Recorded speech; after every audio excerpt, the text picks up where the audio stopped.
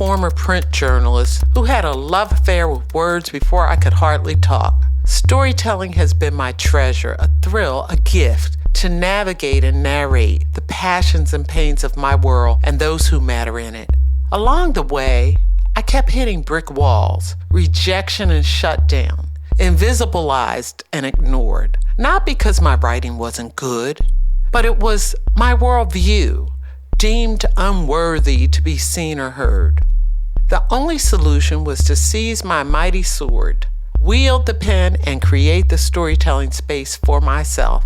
Beyond Black news, real news. Through my lens, a Black woman's muse. Pitch-perfect tones for the varied and unique voices of Black women, not always in synchrony, but mostly in syncopation. Unerased, Black Women Speak emerged.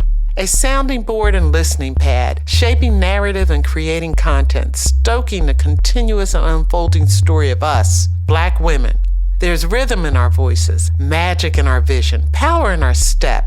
And it's magnified when we share with our sister tribe, our community, our allies, and the world that affirms or challenges us. Unerased is not a word in the dictionary, but it's part of my vocabulary. A screaming declaration that erasure ain't in this script.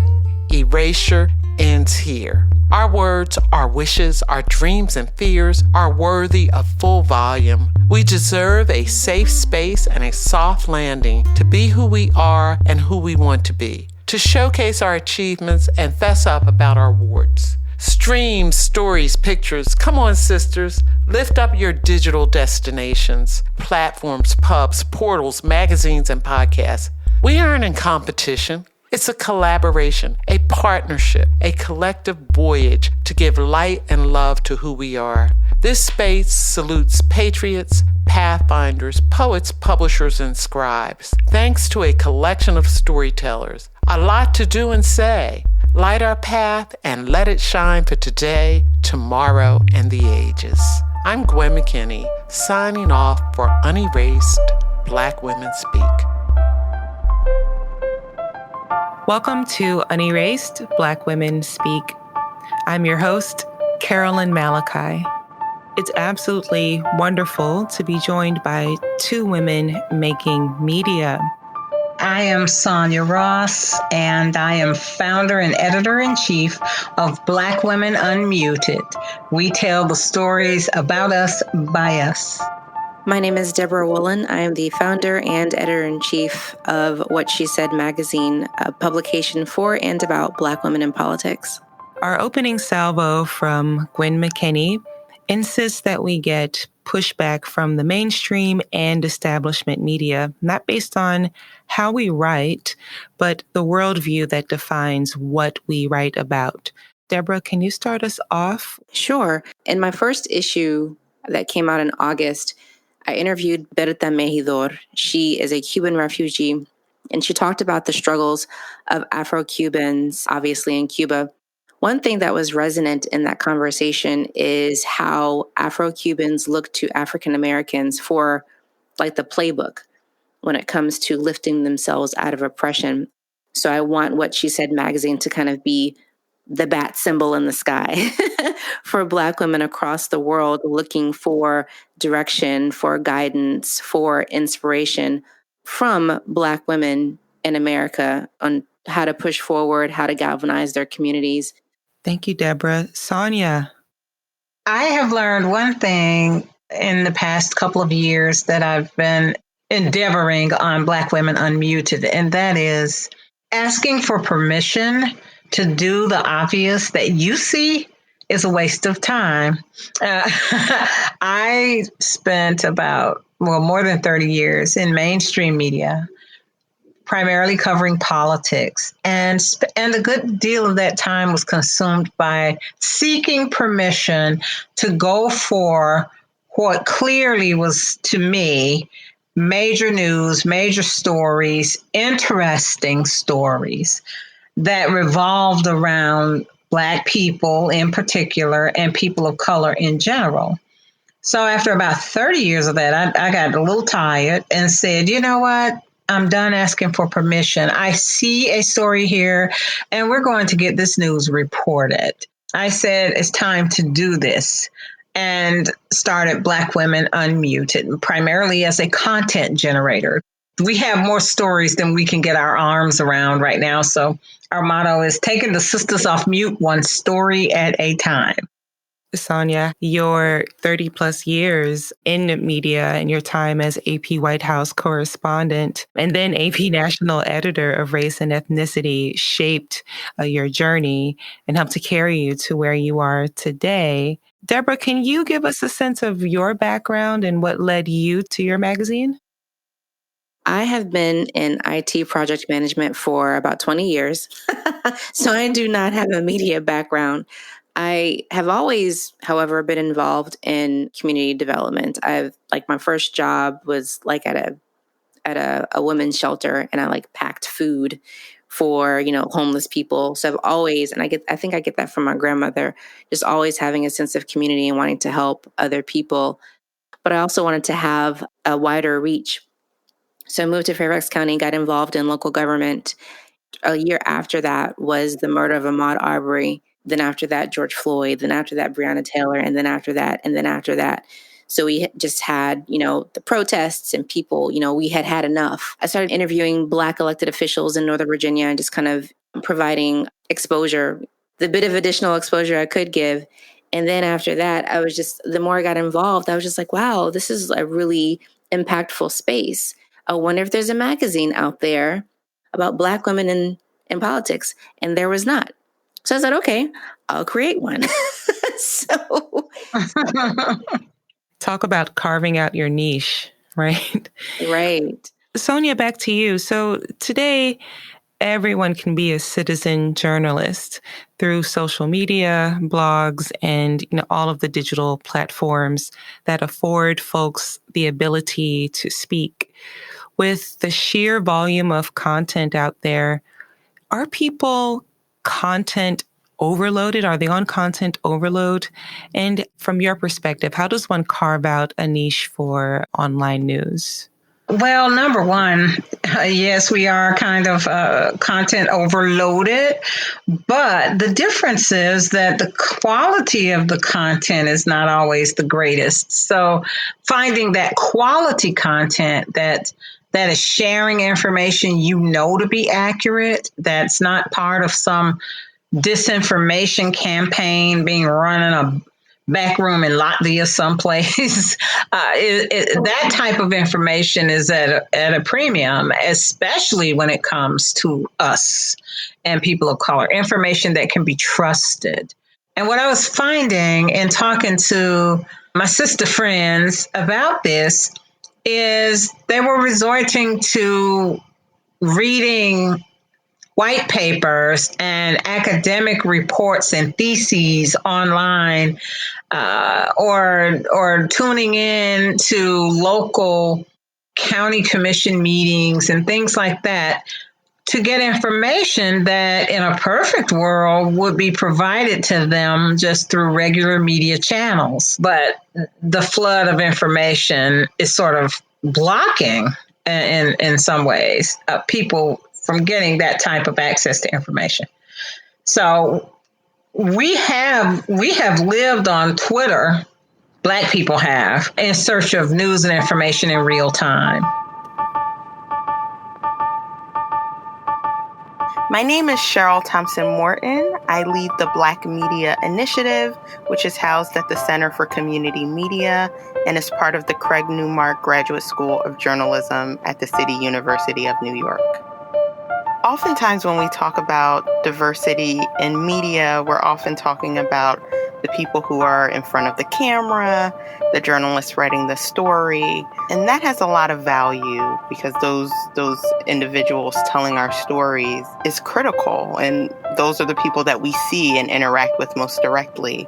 But there are so many decisions that happen about stories before they come out into the world that have nothing to do with that individual journalist or that individual anchor that we see.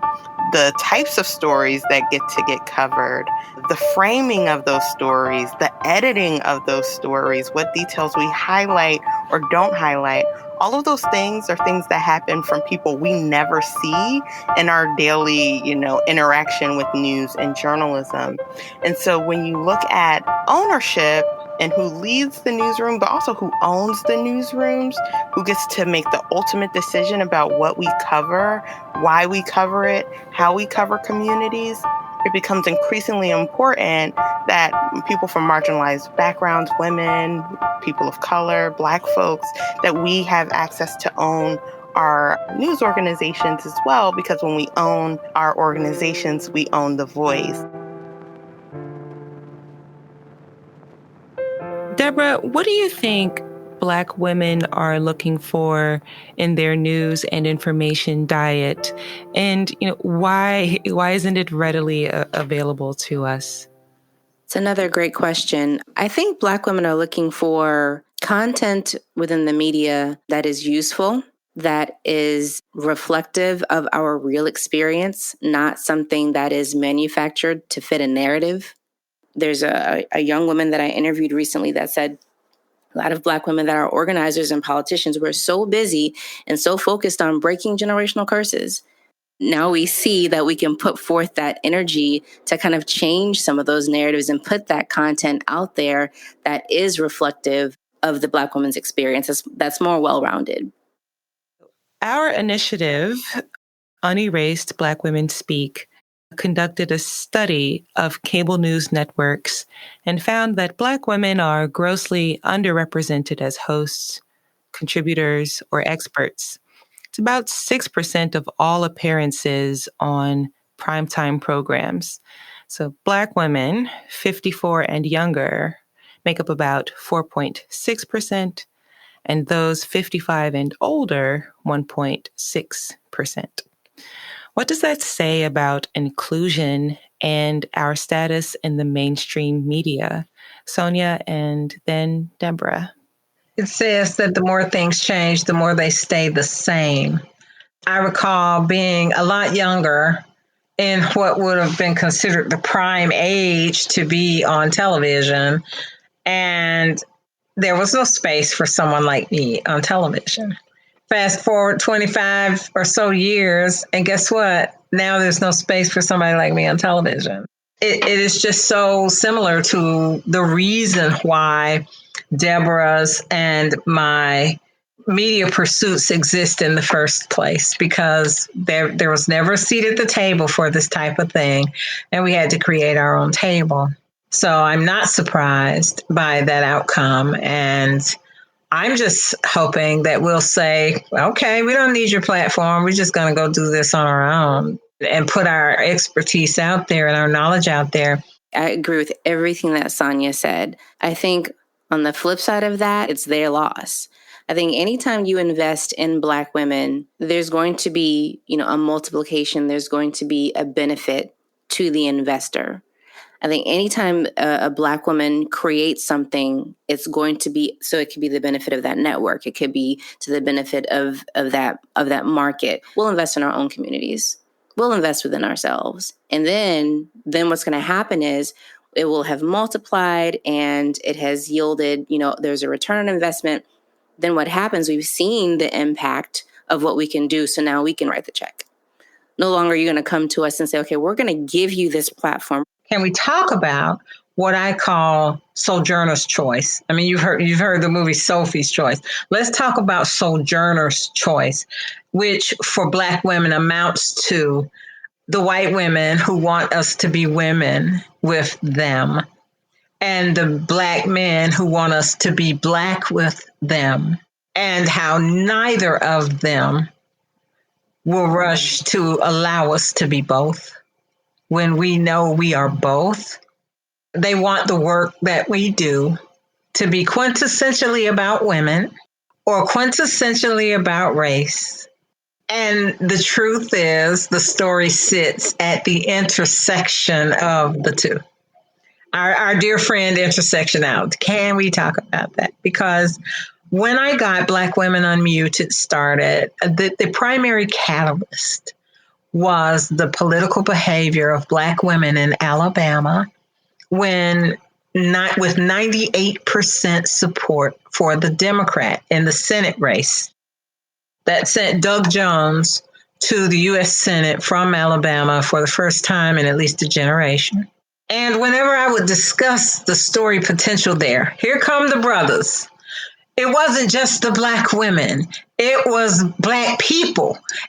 I said, but look at the political behavior, because there was a small and almost negligible population in each demographic that did some shenanigan like a write-in candidate.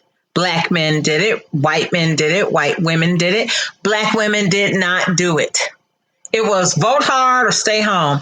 Doug Jones, 98%, and a little 2% who said, I want the Republican. And in all my years of covering politics, I had never seen that absolute a level of support among any voting demographic. Yet the brothers were trying to say it was a Black accomplishment. And the women were trying to say that's because women voters do this kind of thing. Well, we found out in 2016 what white women voters will do, 53% for Donald Trump. So how do you square that 53% with that 98% in a Senate race separately? And did Black women do the same thing in 2016? Because we sure outvoted every other demographic in 2012 and in 2008.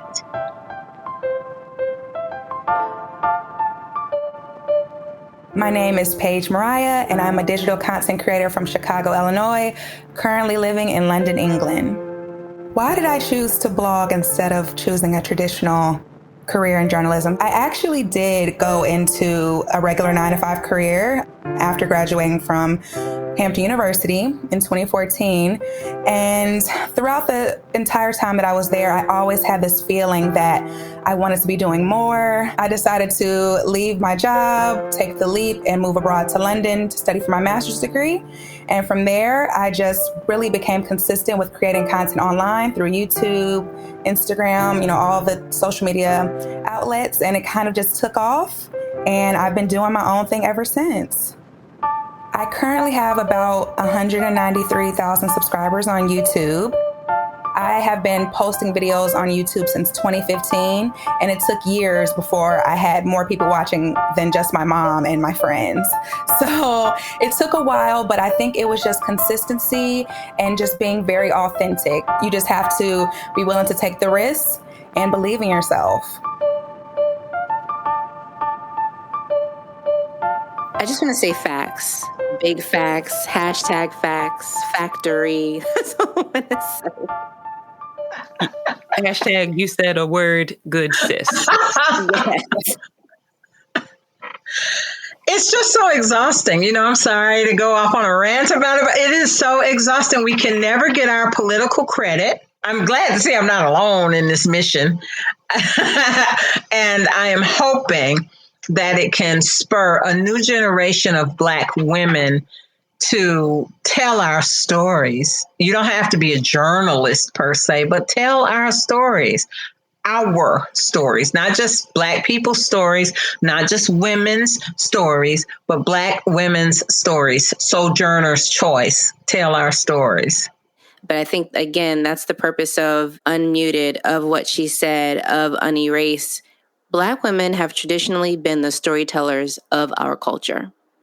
And so I think what's happening now, because we are in the information stage of human existence right now, there's no lack of access to information. We need to have access to our own perspectives. When Black women have the opportunity to speak from our own perspectives, we tell the stories of our communities. And I think that's why it's so important to have Black women-focused media. To wrap up, would love for each of you to give us a pitch for your publication. So, Deborah, why should we log on and tune in? And Sonia, what say you to take us home? I want What She Said magazine to be the bat symbol in the sky across the world for all Black women that are working to create a bigger, democratic space, a space where people have a voice and have a say-so in how they live their lives and how laws are created, how seriously words are taken and who can speak words and whose words have weight. And that's why I named it What She Said. I believe that words have power. So Black women, when we speak, we naturally have authority. So I want What She Said to be like that beacon, that source of the playbook when it comes to Black women creating change within their space. What I want more than anything for Black women to understand is we don't have to be on mute. Going into the rest of the 2020s and into the 2030s and 2040s, as America's complexion changes, those of us who sit at the vanguard of intersectionality need to be the storytellers. So Black Women Unmuted looks to amplify our voices as the storytellers about us, not just telling the stories about us. Nigerian author Chinua Achebe, he during an interview in Paris in '94, he shared an old proverb, and you might have heard it. It's really popular. It says that until the lions have their own historians, the history of the hunt will always glorify the hunter. So thank you for telling our stories. Thank you for being our historians, or our future historians. And thank you both for joining us today. We really appreciate you. Thank you so much for the opportunity. I love that quote. Thank you so much. I love it too, and thank you. My name is Denise Rollard Barnes. I'm publisher of the Washington Informer in Washington, D.C. When I look back at the Black press, I see one of the first Black women to start a newspaper in the United States, Mary Ann Shag Carey. She went on to establish her own newspaper, the Provincial Freeman. She started a school, and she became the second Black woman in the United States to earn a law degree. And she understood that freedom was not only physical but mental. And she focused her articles on the needs of escaped and freed Black people. She used advocacy to fight for the abolition of slavery and for liberty, justice, and equality for Black people. Ida B. Wells, the publisher of two newspapers, the Memphis Free Speech and Headlight, and Free Speech, who is a renowned anti-lynching advocate. Or there's Charlotta Bass, who used her publication, the California Eagle, to advocate for housing rights, voting rights, and labor rights, and to speak out against police brutality and harassment. We talk so much about Marcus Garvey, but what about Amy Garvey, who not only helped her husband, Marcus, to publish the Negro World newspaper, but following his death, she carried on the struggle for Black nationalism and African independence. So today there are dozens of Black women publishers all across this country whose contributions may never be widely known or appreciated until years after they're gone. Yet the impact and contributions they made cannot and should not be denied, overlooked, or ignored.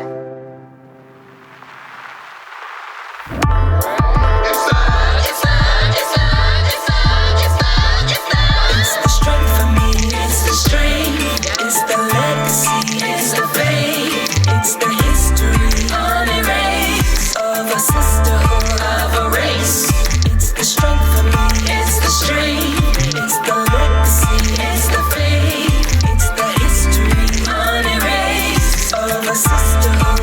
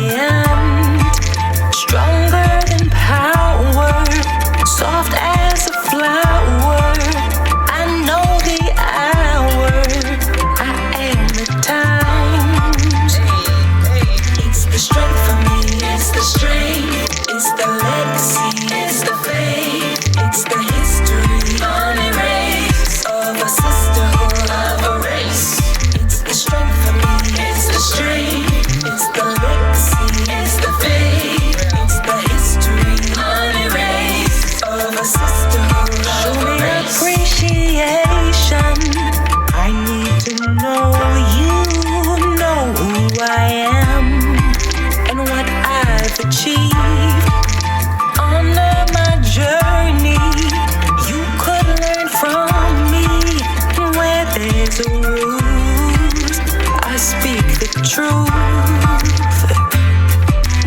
I'm looking at you with respect and appreciation. I want for you the very best in all situations. When we get together, I feel so alive. No lie.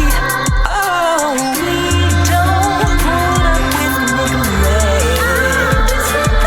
Yeah, we are done risking our necks. We deserve all of the love that we desire. That's by design. It is the strength from within. It's the strength.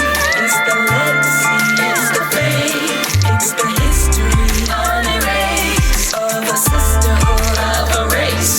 It's the strength for me. It's the strength. It's the legacy. It's the faith. It's the history unerased of a sisterhood of a race. It's the strength for me. It's the strength.